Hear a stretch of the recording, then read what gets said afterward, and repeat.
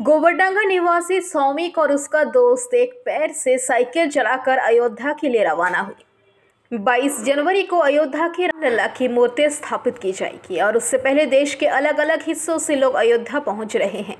इस बीच एक अलग ही तस्वीर उस समय देखने को मिली जब उत्तर 24 परगना जिले के गोबरडांगा 7 नंबर वार्ड निवासी सौमिक गोलदार और उनके दोस्त राकेश मंडल दोनों एक पैर से साइकिल चलाकर अयोध्या के लिए निकले। सौमिक ने गोबरडांगा राम मंदिर में पूजा करके अपनी यात्रा शुरू की। पिछले साल गंभीर बीमारी के कारण सौमिक ने अपना एक पैर खो दिया था, लेकिन इसके बावजूद सौमिक एक पैर से 1000 किलोमीटर साइकिल चलाएगा। राम के प्रति अपनी अटूट भक्ति के कारण उसने एक पैर से साइकिल चलाकर अयोध्या के लिए निकल पड़ा है। सभी उसके जज्बे को सलाम कर रहे हैं। मोबाइल ट्रांस करलो काज হচ্ছে ডোম কোথায় রে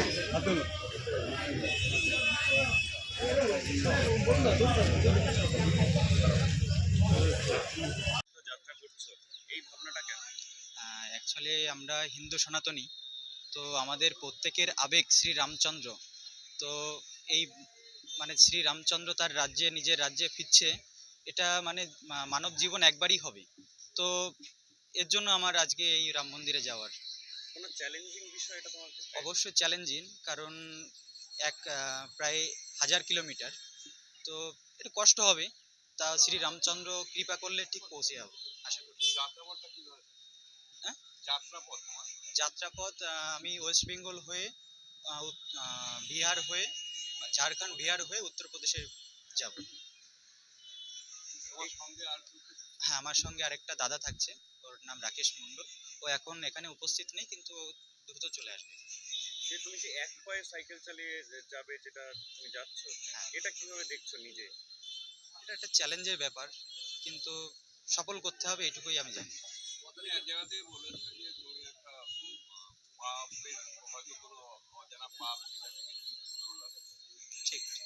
তোমার এই মনে হয় অ্যাকচুয়ালি দেখুন, আপনারা সুস্থ সবল আছেন, তো আজকে আমার এই অবস্থা, তার নিশ্চয় একটা পাপের ফলে আজকে আমার এই অবস্থা। তো পুণ্য লাভের আশায় আমি যাচ্ছি। 20 তারিখে পৌঁছে যাব। 22 তারিখের আগে পৌঁছানোর ভীষণ ইচ্ছা, না হলে 21 তারিখে কনফার্ম পৌঁছাবো। শ্রী রামের কাছে কি চাইবে? রামের কাছে চাইবো এই হিন্দু রাজ্য চাই, হিন্দু রাজ্য চাই, এটুকুই।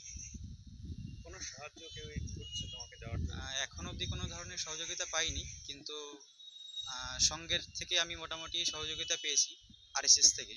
ওনারা আমাকে থাকার এবং যাতায়াতের যে ব্যবস্থা ওনারা করে দিয়েছে। প্রশাসনিক সাহায্য, হ্যাঁ, আমি কালকে ডেপুটেশন দিয়েছিলাম ওসি স্যারের কাছে। উনি খুব ভালোভাবেই রিসিভ করেছেন আর আমাকে আশ্বাস দিয়েছেন কোনো অসুবিধা হলে সহযোগিতা করবে। আজকে এই গোবরডাঙ্গা রাম মন্দিরে পুজো দিয়ে যাত্রা শুরু করছো? হ্যাঁ, গোবরডাঙ্গা রাম মন্দির থেকেই পুজো দিয়ে যাত্রা শুরু করব।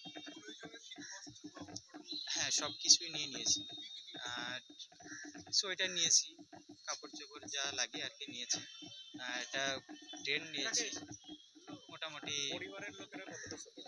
প্রথমত পরিবার সাপোর্ট করছিল না, তারপরে বোঝানোর পরে মোটামুটি এখন বলছে ঠিক আছে যাও, আশীর্বাদ করি। সৌমিক গোলদার, গোবরডাঙ্গা বাড়ি,